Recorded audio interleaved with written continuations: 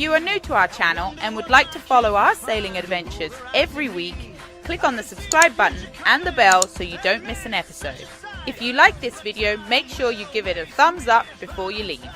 Well, good morning everyone. It is Sunday morning here in Santa Marta. You can hear the engines going and I'm a little tired, but ready to go.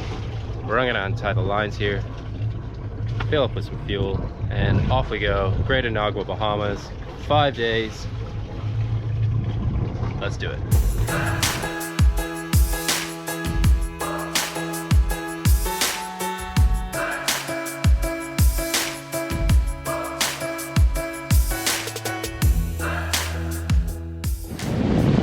Well guys, that is it. We have left Santa Marta port. We radioed to port control to let them know, because if you don't, they'll chase you down out here. We've got the sails up, but as you can hear, they're flapping. Engine's running as we just try to get clear of the mountains here, because they're stealing our wind a bit. We might actually have to put the Genoa back away. We've only got like 5 knots of wind, so. But I'll take 5 knots of wind in motoring out of Santa Marta compared to 33, 38 knots any day. So. And now we're backwinded. All right, gotta sort it out.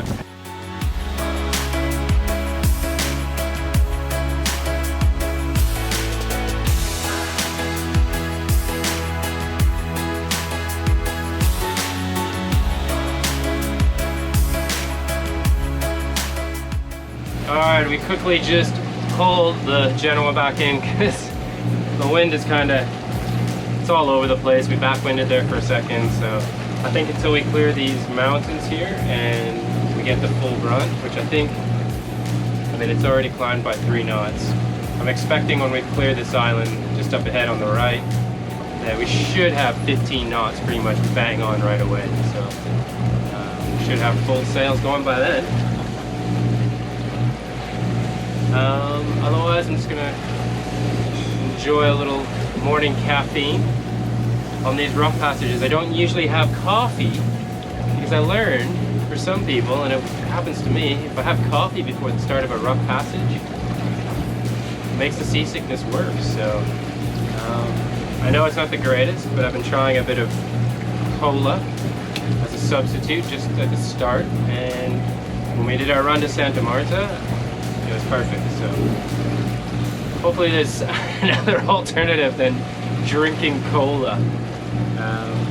But anyways, Santa Marta was awesome. I highly recommend anybody going there. Such a vibrant little city. Little big, I don't know. Super cheap. The boat's heavy now. We loaded down with provisions. And 630 miles straight to Great Inagua, Bahamas. Let's go.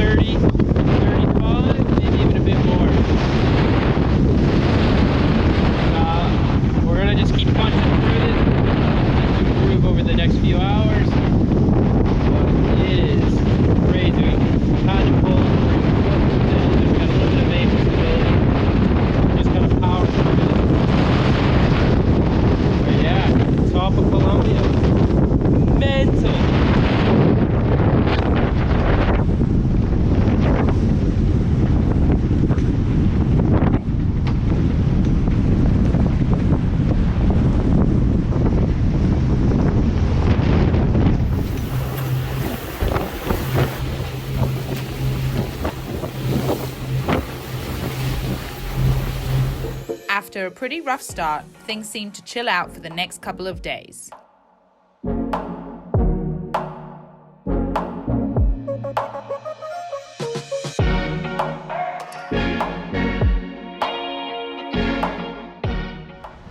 Good morning, everyone. Well, it is Wednesday, I think.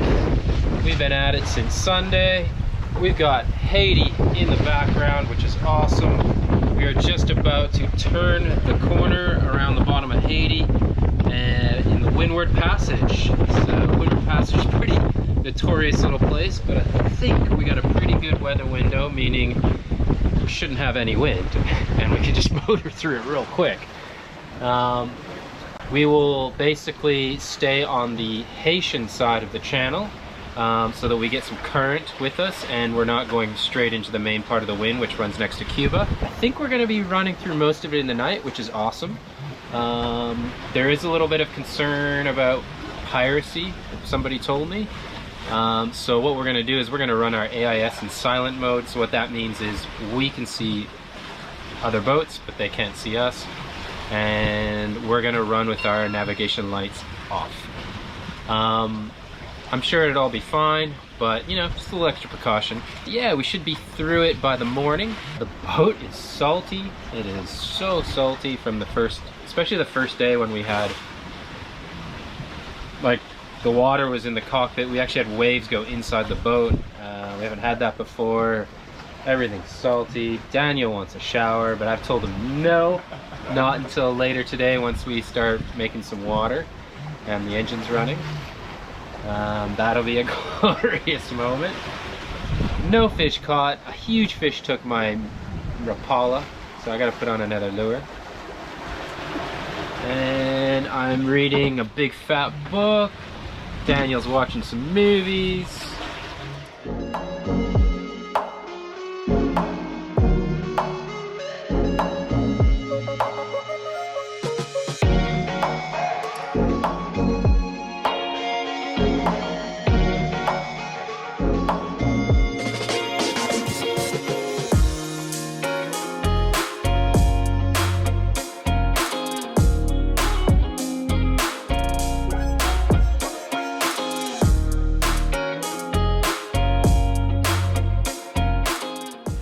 And we have amazing sailing conditions, 12 to 18 knots, either on the beam, just forward, or now like it is now. We actually have downwind sailing. We haven't downwind sailed in so long.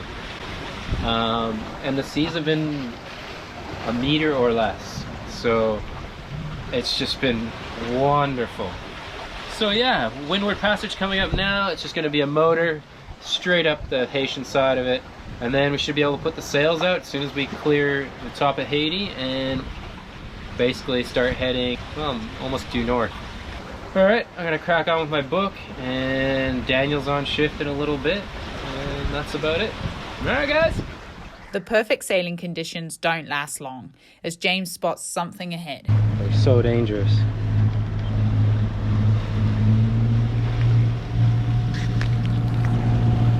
Alright, so we've just sped up. We're just coming around the bottom of Haiti here, and I've seen these in the Med, but I haven't seen one this big for a while. But it's a water tornado, water spout, whatever you want to call it. But whoo, my god, it looks awful. Look at this. I'm not sure if the GoPro can pick it up that far away, but it's taking us further away to get out of whatever path this thing may be going, because that will rip apart our bimini and God knows what else. Like there's another one starting just over in here. You can just sort of see the top of it. You see what I'm talking about, Daniel? Huh? You see in the cloud, it looks like there's another one starting. Well, yeah, I see the left of the... Yeah. Yeah. Oh my god. We have a second one that just formed, literally in front of our eyes. I have no idea whether that's even being picked up by the GoPro. Wow, that is incredible and scary at the same time. And we're trying to dodge hundreds of fishing nets in the water as well. So, yeah. Wow!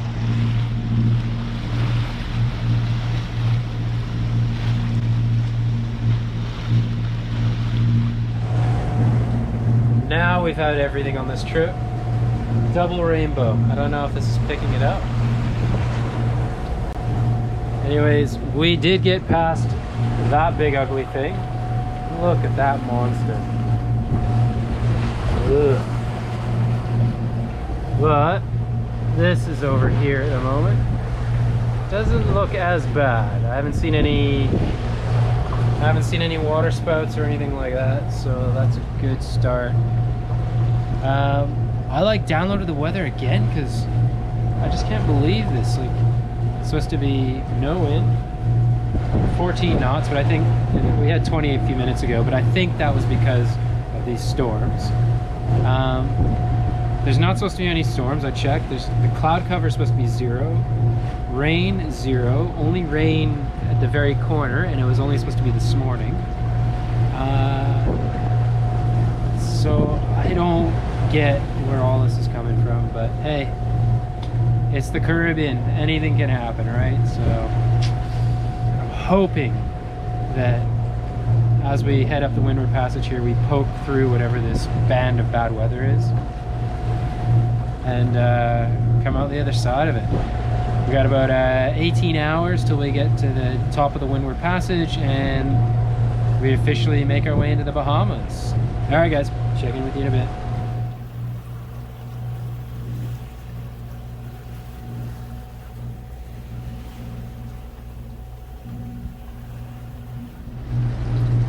Good morning, guys. It is Thursday morning and we are just about to exit the Windward Passage. It was really interesting. This is quite a storied passage. High winds, seas against current, all kinds of crazy things. And when we entered, we had all these water spouts or twisters or whatever you call them. They were really, really dangerous. It's probably one of the most frightened I've ever been on the boat. They were actually coming across us, so we had to we dodged left and then faked right and went in behind it, and luckily we were able to avoid, because one of those hit would have ripped the bimini off, Dodger gone, and I don't know if they would have damaged the mast or rigging, but it's totally possible, I guess, depending on how powerful they are. But as you can hear, the motor is still going because the Windward Passage has been totally flat, less than 5 knots of wind, which is okay. If I was ever going to have to motor, I think this is the one time I'd happily motor for 24 hours. So a few things have changed. We were originally going to make landfall at Inagua Island in the Bahamas, which is the first sort of island you come to, but we've decided we're going to press on and head all the way to Georgetown in the Exumas. That's where Daniel has to fly from. It's also where our friends are, and you can still clear in there, so you know what? It's only an extra 36 hours, so you might as well just press on. There's no point pulling into another port, going through all the rigmarole, and then getting back in the boat and then doing another 36 hours. So yeah, we're gonna keep going. The weather looks good. We should have some wind to help sail. Speaking of which, once we sort of exit the passage, the wind should fill in to our starboard here, and we should be able to start sailing again. We shall see. I've got Haiti on my right, looking beautiful, and Cuba I could see a few minutes ago, but looking ominous now with a huge rain cloud over there. And we're just kind of threading right down the middle. The beard is looking atrocious, I know, don't worry. All those people that are going to hit me in the comments section, I am going to shave this sucker off as soon as I get to the Bahamas. Just going to settle in until the wind fills in.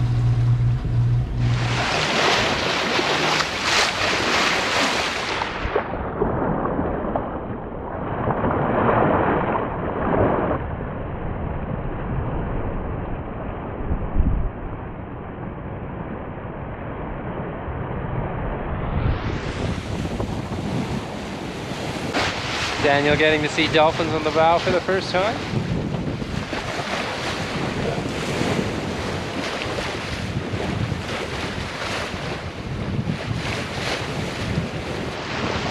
We got dolphins! Look at this!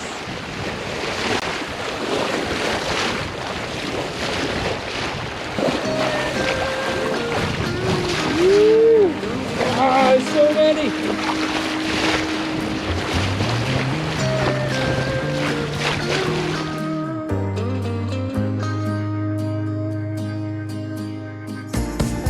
I know you say that you're sorry, and that might be true.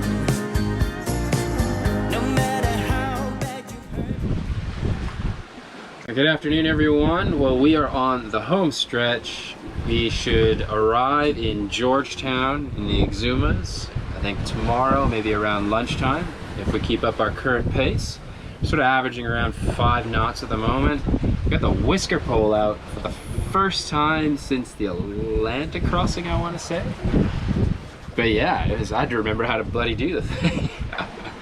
The last 24, 48 hours, I can't remember when I last updated you guys, has been really chill.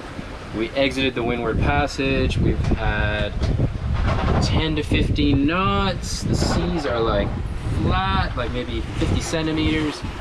And we've just been sailing. It's been excellent. Back to you. Oh, about you. Good morning, everyone. Well, it's the home stretch. We got about 1.5 hours till we reach Georgetown. I keep forgiving. I don't know why I keep returning. Well, good morning, everyone. It is the day after we arrived. We dropped the hook yesterday. God bless the Bahamas. 10 feet of water everywhere. Totally clear blue.